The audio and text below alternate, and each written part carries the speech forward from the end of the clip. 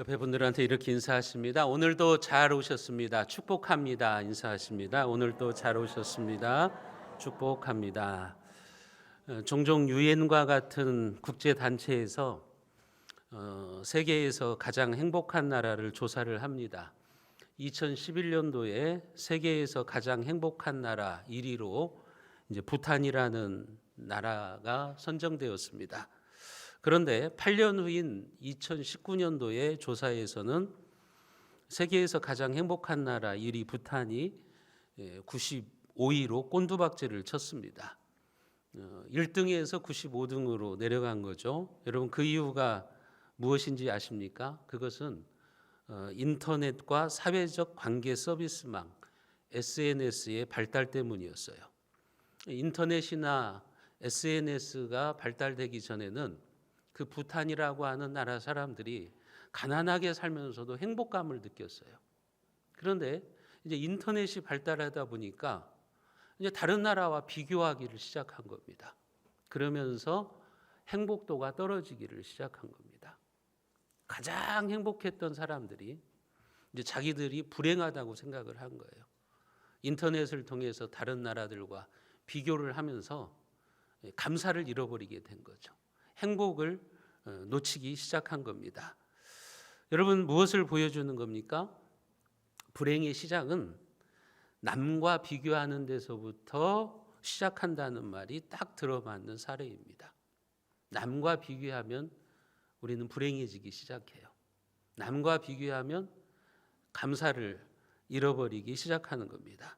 종교개혁가 루터는 말하기를 인간의 궁극적인 목적은 구원을 받는 것이 아니라 하나님을 찬송하는 것이다. 이런 말을 했습니다. 다시 말해서 구원받은 하나님의 백성들은 감사와 찬송으로 하나님께 영광을 돌리는 삶을 살아가야 된다는 거예요. 그래서 성경에 보면 특별히 시편에 보면 수도 없이 하나님께 감사하라, 하나님을 찬양하라, 하나님을 송축하라 이런 말이 반복돼서 나오고 있습니다. 오늘 본문 시편 103편도 마찬가지입니다.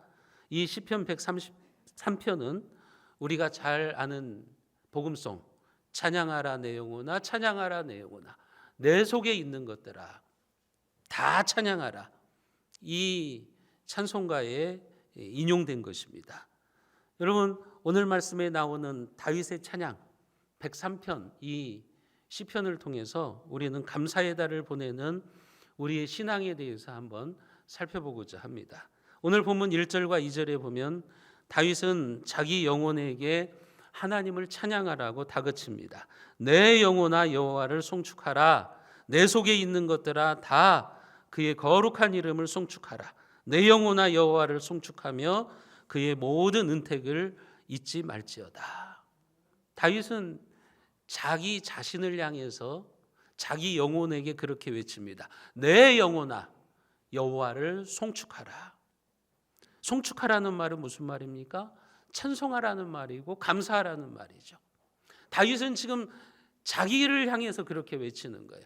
내 영혼아 하나님을 찬양하라. 내 영혼아 하나님께 감사해라. 지금 그렇게 외치고 있는 겁니다. 왜요? 자기 마음속에서 불만이 나오려고 하면 그때 외치는 거예요. 내 영혼아 불만을 늘어놓지 말고 하나님을 찬양해라. 부정적인 언어가 나오려고 그래요. 부정적인 생각이 들어요. 그럴 때 자기 자신을 향해서 외치는 거예요. 내 영혼아 불평하지 말고 하나님께 감사해라. 그렇게 자기 자신에게 외치는 거예요. 여러분들 가운데도 불평이 나오려고 할 때 다윗처럼 외치십시오.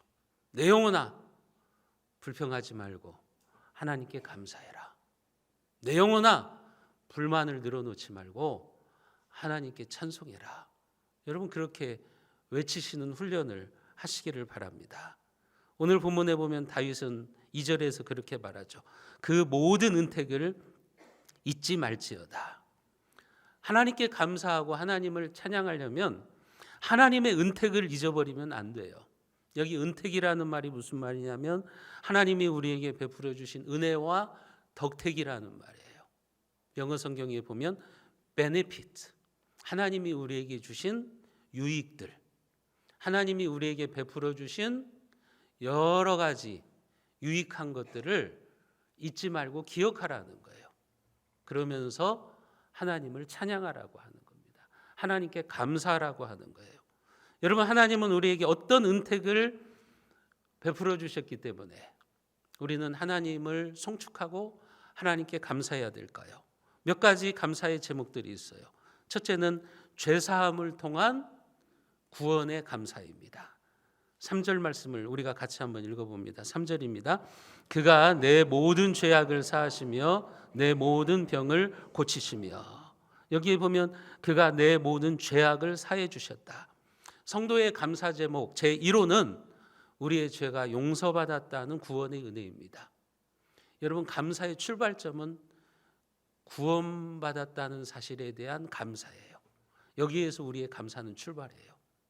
우리가 많은 것을 가지고 있지 않아도, 우리가 많은 것을 누리고 있지 않아도 하나님이 나를 구원해 주셨다는 사실, 예수 그리스도의 십자가로 우리의 죄가 용서함 받았고 내 영혼을 지옥의 구렁텅이 속에서 구원해 주신 하나님의 은혜, 여기에서부터 감사는 출발합니다. 여러분들은 매일 감사 제목 제1호가 내가 구원받았다는 사실이 되어야 됩니다. 여기에서부터 감사가 시작되는 겁니다. 그리고 우리가 신앙생활 하면서 때로는 넘어지고 실패해서도 우리가 예수 그리스도의 십자가에 의지해서 주님 앞에 나아가면 주님이 우리의 죄를 용서해 주시고 우리를 다시 출발케 하신다는 사실, 그것에 우리는 감사를 드려야 되는 겁니다. 여러분, 오늘 103편의 시를 쓴 다윗왕도 그랬어요. 다윗왕은 하나님의 은택을 입어서 그는 시골 목동에서 이스라엘의 왕이 된 사람이에요. 저 시골 총구석에서 살아가던 다윗을 하나님께서 그를 발탁하셔서 이스라엘의 왕으로 삼으셨어요. 그러나 그도 욕정에 사로잡혀서 흉악한 죄를 지었습니다. 자기의 가장 충성스러운 신하 우리야 장군의 아내를 범해요. 우리야 장군의 아내를 범하고 나서 그녀가 임신을 하니까 그것을 숨기기 위해서, 그 죄를 숨기기 위해서 어떻게 하죠? 전쟁터에 나가 있는 우리야를 휴가를 줍니다. 휴가를 주어서 아내하고 동침하게 만드는 거예요. 그러면 그 우리야의 아내가 임신한 아이가 자기 아이가 아니라는 것을 감출 수 있잖아요.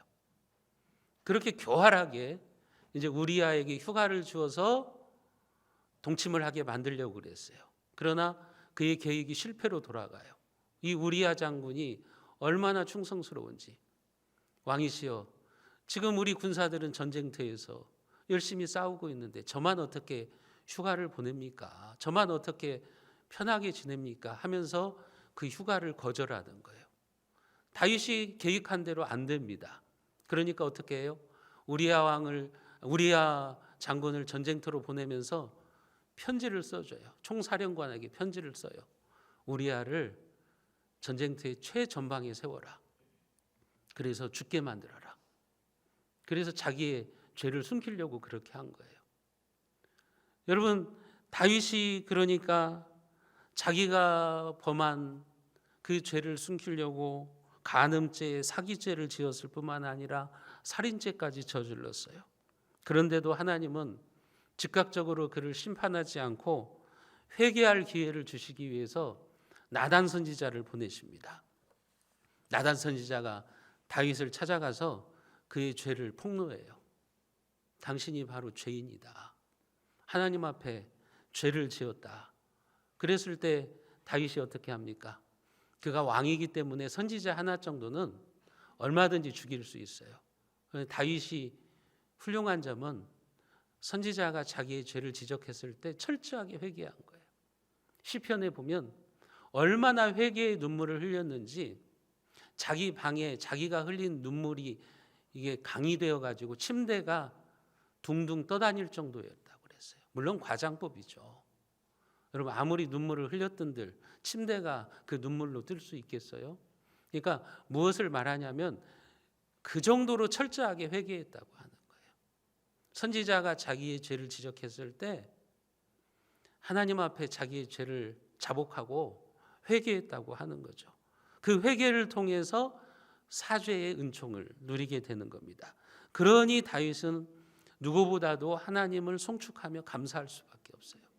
나 같은 죄인을 용서해 주시는 하나님이시구나.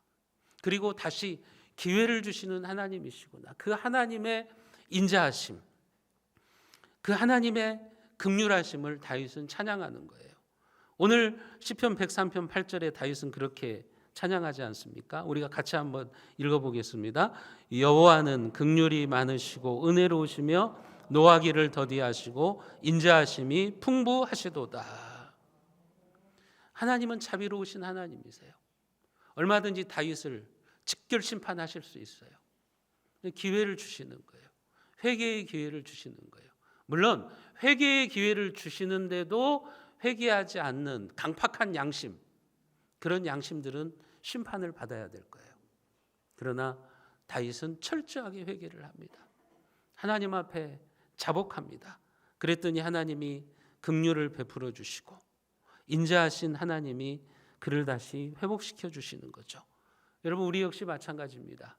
우리가 죄로 인해서 넘어지고 실패해도 다시 하나님 앞으로 나가면 하나님은 우리에게 기회를 주십니다. 그것이 우리의 감사의 제목이 되는 겁니다. 여러분들도 은혜로우시며 노하기를 더디하시며 인자하심이 풍성하신 하나님을 만나시기를 바랍니다. 그 하나님께 감사의 찬양을 올려드리는 여러분들이 되시기를 주님의 이름으로 축복합니다. 다윗의 감사 제목 두 번째는 치유하시는 하나님입니다. 3절에 보시면 내 모든 죄를 고치시며. 어쩌면 다윗은 죄를 범하고 나서 병들었던 것 같아요. 병이 여러 가지 원인으로 오지만 죄 때문에 오는 병도 있어요. 다윗이 범죄하고 나서 그의 육체에 질병이 찾아온 것 같아요. 그런데 하나님 앞에 철저하게 회개하고 나니까 하나님께서 그의 병을 고쳐주셨어요. 그래서 내 병을 고치시는 하나님께 지금 송축하겠다고 그렇게 노래하고 있는 거죠. 인간의 병은 뭐 꼭 신체적인 질병만 있는 것은 아니죠. 때로는 심각한 근심이라든지 과로에서 스트레스로 병이 생기기도 합니다.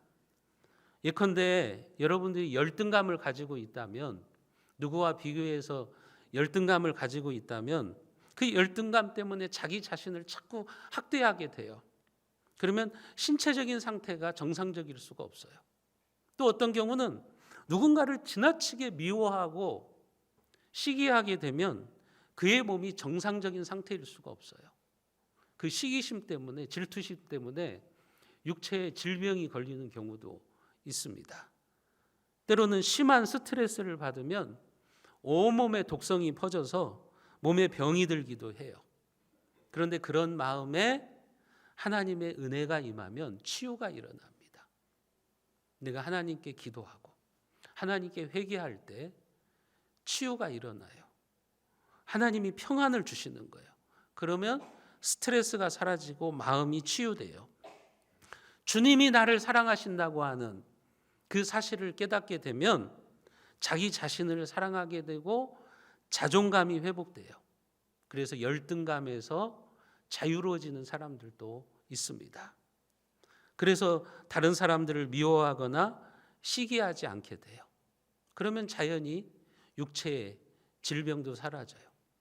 병원에 가서는 병명이 안 나오는데 내 마음이 그렇게 회복되면, 평안하게 되면 질병이 치유되는 경우들도 있는 거예요. 지난주에 오후 찬양 예배를 드렸어요. 3년 만에 이제 우리가 찬양하고 기도하고 그런 시간을 가졌어요. 오후 예배 시간이 끝나고 나가면서 어떤 분이 저한테 그런 말씀을 해요. 목사님, 오늘 예배 드리는 가운데 저에게 치유가 일어났어요. 몸이 아프고 막 정신이 힘들고 머리도 어지러웠는데 찬양하는 가운데 하나님께서 제 몸을 회복시켜 주셨어요. 머리가 너무 밝아졌어요. 너무 몸이 가볍고 정신이 맑아졌어요. 그렇게 고백하시면서 나가시더라고요. 여러분, 그게 감사의 능력이죠. 찬양의 능력인 겁니다. 한 번은 미국의 듀크 대학 병원에서 신앙과 건강의 상관관계에 대해서 실험 결과를 발표한 적이 있습니다. 교회에서나 기독교인들이 신앙은 치유에 효과가 있다고 막 얘기를 하니까 병원에서, 의대에서 그러면 그게 과연 맞는가 하고서 조사를 한 거예요. 한 1000여 명을 대상으로 해서 이제 조사를 한 거예요. 그 보고서에 의하면 매 주일 교회에 나가는 사람들은 그렇지 않는 사람들보다 병원에 갈 확률이 현저하게 적다고 나왔어요. 또 병원에 입원하더라도 신앙생활을 하는 사람들은 신앙생활을 하지 않는 사람들보다 치유 기간이 짧더라. 빨리 치유되어서 입원 기간도 짧더라. 그런 사실을 발견하게 됩니다. 그뿐만이 아니에요. 매 주일 교회에 가서 예배를 드리는 사람들은 그렇지 않는 사람들보다 평균 7년을 더 오래 산다고 하는 사실을 발견했어요. 그 표본 집단들을 조사해 보니까 이 신앙생활을 하는 사람들이 평균 수명이 더 길더라 하는 사실을 발견한 거죠. 그 이유가 뭐냐면 기독교인들은 주일마다 하나님께 예배를 드리면서 감사하고 찬양하는 삶을 살기 때문이라고 하는 거예요. 그런 삶이 마음의 긴장을 풀게 만들고 또 치료 효과를 가져오기 때문에 생명을 연장시킨다고 하는 거죠. 예배에 참석해서 찬송과 기도를 드리고 말씀을 듣는 것이 우울증 치료에도 효과가 있다는 사실을 발견한 거예요. 우울증으로 고생하던 사람들이 정말 예배 시간에 하나님을 만나고 찬양하는 가운데 회복의 역사가 일어나는 거죠. 말씀을 듣는 가운데도 하나님이 역사하시는 거죠. 저는 우리 교회에서도 그런 성도들의 고백을 들었어요. 삶을 사는 것이 너무 고통스러워서 차에다가 농약을 싣고 다니시는 거예요. 기회만 되면 농약을 먹고 자살하려고. 그런데 그분이 주일날 교회 와서 설교를 들으면 목사님, 어쩌면 그 설교가 매주일 나한테 주시는 하나님의 말씀입니까? 그래서 자살을 하려고 하다가 안 하고, 자살을 하려고 하다가 안 하고, 결국은 지금은 이렇게 일상의 삶을 살고 계시는 그런 분들도 저는 간증을 들었습니다. 여러분, 우리가 하나님께 찬양할 때, 감사할 때 하나님은 우리의 죄를 용서해 주실 뿐만 아니라 우리의 질병도 치유하시는 하나님이시라고 하는 사실을 여러분들이 믿으시기를 바랍니다. 그게 바로 예배의 기적이에요. 그것이 바로 신앙의 능력이라고 하는 겁니다. 여러분, 그뿐만이 아니죠. 사람들은 기적적으로 병이 나으면 와 하고 감탄을 하잖아요. 하지만 사실상 더 큰 기적은 여러분들이 병에 걸리지 않고 건강하게 지내는 기적이에요. 그것이 여러분들의 감사 제목이 되어야 되는 거죠. 오늘날과 같이 수많은 질병의 가능성 속에서도 병에 대한 저항력을 주셔서 지금까지 건강하게 지낸 것이 하나님의 은혜라고 하는 거예요. 얼마 전에 어떤 책에 보니까 폐암의 종류만 해도요 수백 가지라고 하더라고요. 우리는 폐암하면 그냥 다 똑같은 암으로 생각하는데 아니에요. 폐암의 종류만 해도 수백 가지예요. 그러면은 그 외의 질병들이 수만 가지라고 하는 거예요. 그 수만 가지 질병들 속에서 하나님께서 우리를 건강하게 지켜주시고 면역력을 주셔서 여러분들이 오늘 이 자리에 이렇게 앉아서 예배드리고 있다는 사실, 그것이 여러분들의 감사 제목이라고 하는 것을 기억하시기를 바랍니다. 그것을 가지고도 우리는 얼마든지 하나님을 송축할 수 있는 겁니다. 또한 우리는 무엇으로 감사해야 됩니까? 사랑과 긍휼로 하나님께서 우리를 보호해 주신다는 사실이죠. 오늘 시편 103편 4절에 보면 내 생명을 파멸해서 속량하시고 인자와 긍휼로 관을 씌우시며, 여기 파멸이라고 나와 있죠. 파멸이라는 말은 웅덩이 또는 죽음이라는 말이에요. 그러니까 다윗은 하나님께서 자신을 죽음의 웅덩이 속에서 구원해 주신 것에 감사하고 하나님께 찬양을 올려드리는 겁니다. 실제로 다윗은 죽을 고비를 많이 넘겼어요. 사울 왕에게 쫓겨다니면서 죽을 고비를 여러 차례 겪었어요. 다윗은 그런 상황 속에서 하나님이 자신을 보호해 주셨다. 그 사실을 지금 감사하고 있는 겁니다. 자기의 지난 세월을 되돌아보니까 하나님은 죽음의 웅덩이에서 파멸의 순간에 나를 보호해 주셨구나. 여러분들 가운데도 혹시 지금까지 인생을 살아오시면서 죽음의 웅덩이에서 빠져나오신 분들이 있을 거예요. 여러분, 그것을 하나님께 우리가 감사해야죠. 저도 신학대학원에 다닐 때 한 번은 밤에 4명의 전도사들, 그때는 전도사였으니까 4명의 전도사들이 차를 타고 오다가 앞타이어가 터져버렸어요. 앞타이어가 터져가지고 차가 1차선에서부터 4차선까지 그냥 가로질러 가면서 여러분 그 사고가 난 적이 있어요. 차가 폐차됐어요. 그런데 그 4명이 털끝 하나 안 다쳤어요. 사고 나서. 그 뒤에 차들이 몰려왔으면 얼마나 위험했겠어요. 다 죽었겠죠. 근데 우리가 사고 나는 순간에 차들이 안 왔어요. 그리고 다 사고 처리를 하고 한쪽으로 이렇게 나오니까 그냥 차들이 몰려오더라고요. 여러분, 저는 그 순간을 생각하면 하나님께 감사하죠. 죽음의 구렁텅이 속에서 하나님이 살려주셨구나. 사명이 있으니까 살려주셨구나. 그때 저희 찬영이가 뱃속에 있었는데 만약에 그때 잘못됐으면 어떻게 됐겠어요? 여러분들의 삶에도 그런 순간들이 있을 거예요. 내가 병에 걸려서 죽었어야 되는데 지금 이 자리에 앉아 있다면 여러분, 그것이 우리가 하나님께 평생 감사해야 되고 하나님을 찬양해야 되는 이유가 되는 겁니다. 오늘 이 아침에도 여러분들이 하나님 앞에서 여러분들에게, 여러분들의 영혼에게 다그치십시오. 내 영혼아 여호와를 송축하라. 내 속에 있는 것들아 다 그의 거룩한 이름을 송축하라. 이 아름다운 찬양이 여러분들의 입술에서 울려 퍼지기를 바랍니다. 그래서 여러분들의 삶에 구원의 은혜, 치유의 역사, 하나님의 보호하심과 힘주심이 가득하시기를 주님의 이름으로 축복합니다. 여러분, 그러면 어떻게 우리가 하나님께 감사를 표현해야 될까요? 우리는 어떻게 하나님께 송축해야 될까요?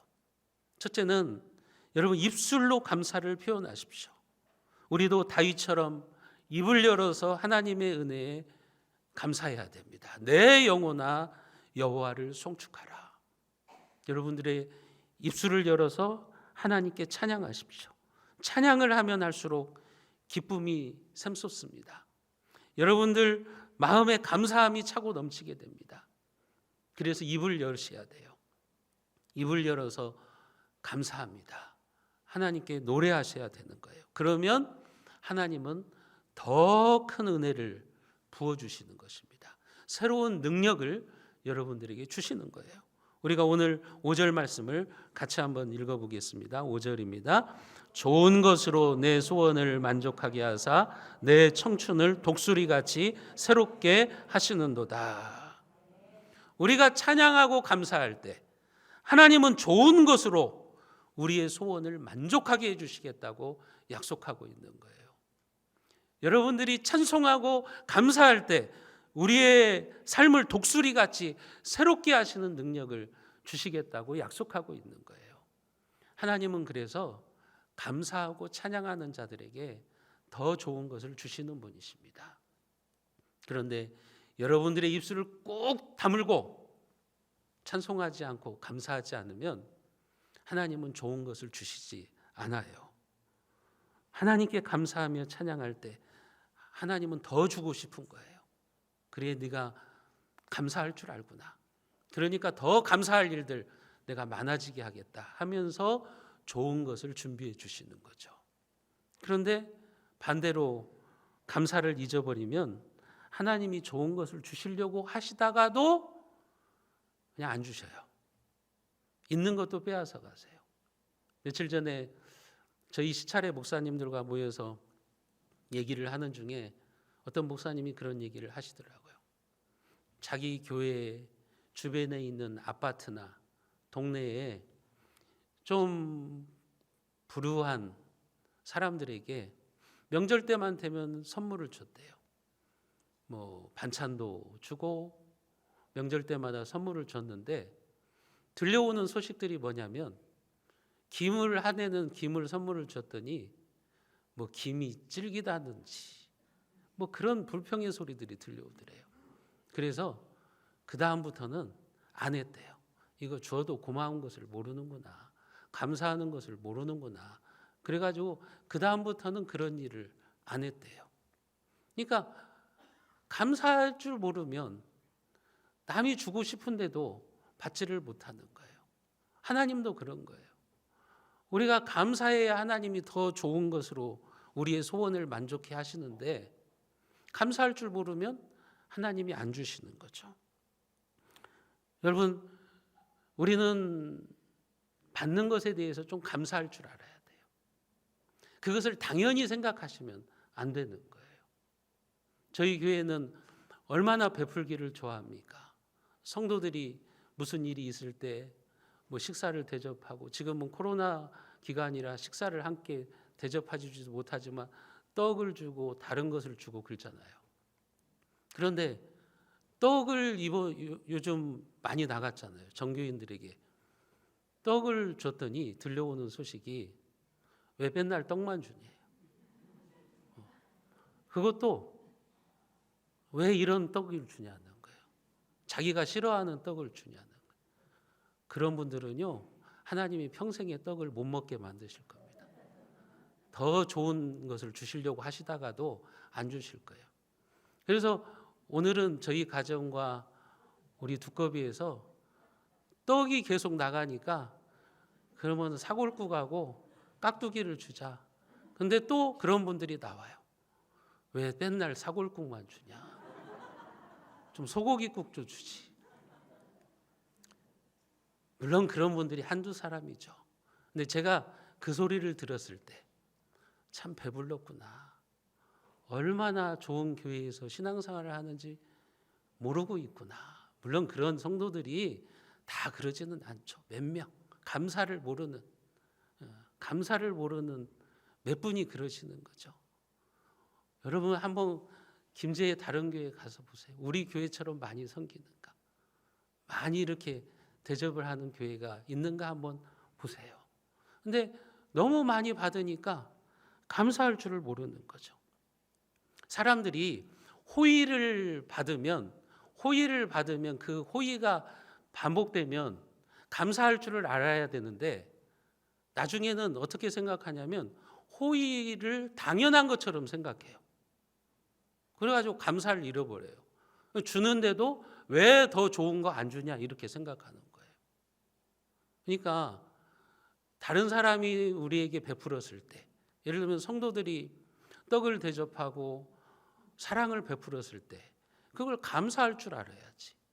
감사할 줄 모르는 사람은 배부른 사람이에요. 하나님께 복을 받지 못할 사람들이에요. 하나님은 그런 사람들에게는 더 좋은 것으로 우리의 소원을 만족해 하시지 않습니다. 그러나 입술을 열어서 감사할 때, 우리가 누군가 나에게 호의를 베풀었을 때 진정 마음으로 감사할 줄 알 때 하나님은 그런 성도들의 마음에는 더 좋은 것으로 주실 것입니다. 여러분들이 그런 은혜를 누리십시오. 입을 닫지 말고 입을 열어서 감사를 체질화시키는 우리 새순의 성도들이 되셨으면 좋겠습니다. 또한 우리는 그렇게 입을 열어서 감사해야 될 뿐만 아니라 물질을 들여서 감사를 표현할 줄도 알아야 돼요. 생각과 말로만 감사하지 말고 예수님이 말씀하셨죠. 내 마음이 있는 곳에 물질이 따라간다. 진정 하나님의 은혜를 받았다면 우리의 손도 좀 펼 줄 알아야 되는 거예요. 그것이 바로 감사절기에 우리가 하나님께 드리는 감사의 예물입니다. 특별히 추수감사절은 1년의 가장 큰 감사를 우리가 하나님께 드리는 날입니다. 여러분, 추수감사헌금을 드리실 때 여러분 형식적으로 드리지 마시고 진정한 감사를 담아서 하나님께 드리시기를 바랍니다. 여러분, 주보에 끼워드린 감사 노트 있죠? 그 감사 노트를 일주일 동안 써보세요. 성경 말씀을 써보시고 감사의 제목을 찾아보시면서 이 추수감사주일이 그냥 매년 의례적으로 드리는 감사헌금이 아니라 여러분들의 마음을 담아서 다윗처럼 하나님을 송축하면서 드릴 수 있는 그런 감사헌금이 되었으면 좋겠어요. 마지막으로 우리는 어떻게 감사를 표현할까요? 우리의 모든 몸을 바쳐서 감사를 표현해야 돼요. 하나님이 우리에게 주신 시간과 재능, 우리에게 주신 육체를 가지고 감사를 표현할 줄 알아야 돼요. 마태복음 21장에 보면 주님이 예루살렘에 입성하실 때 나귀 새끼를 풀어서 내게로 가져오라고 그러셨어요. 한 번도 사람의 손을 타지 않은 나귀 새끼를 가져와라. 왜 그럴까요? 그 나귀 새끼는 처음 주님을 태우는 거예요. 그 나귀 새끼를 풀어오라고 했을 때 제자들이 물어봐요.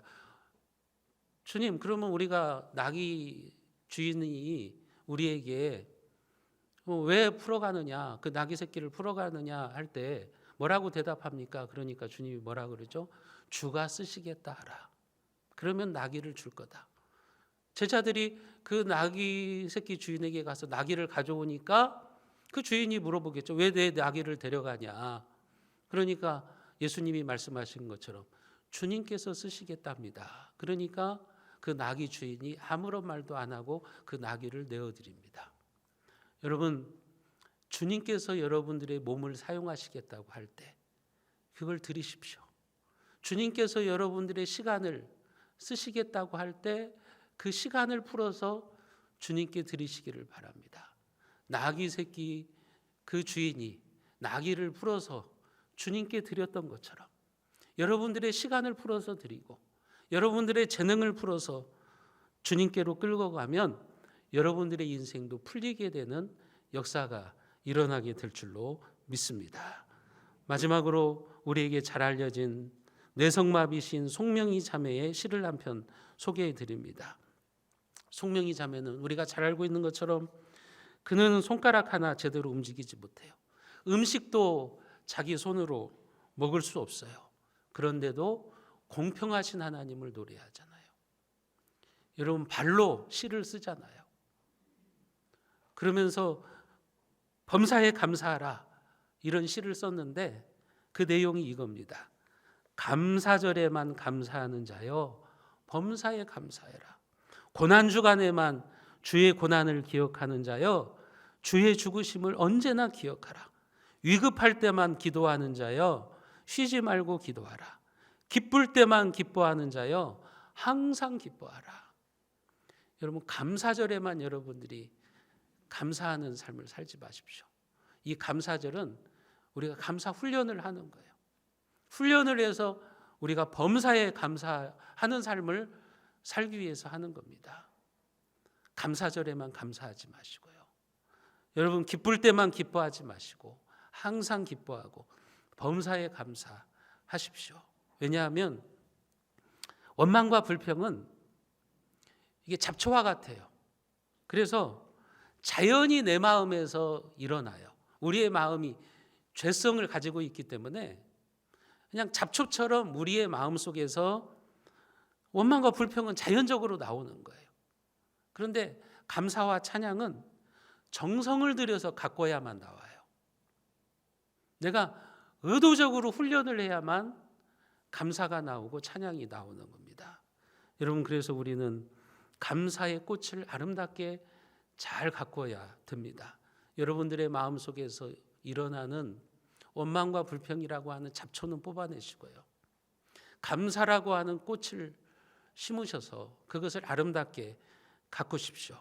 그래서 2022년 추수감사 주일을 맞이해서 나머지 한 해도 감사로 잘 마무리 짓고 여러분들의 삶에 축복의 장미가 활짝 피어나고 하나님께서 여러분들의 삶을 더 좋은 것으로 만족해 하시는 은총을 베풀어 주시기를 주님의 이름으로 축원드립니다.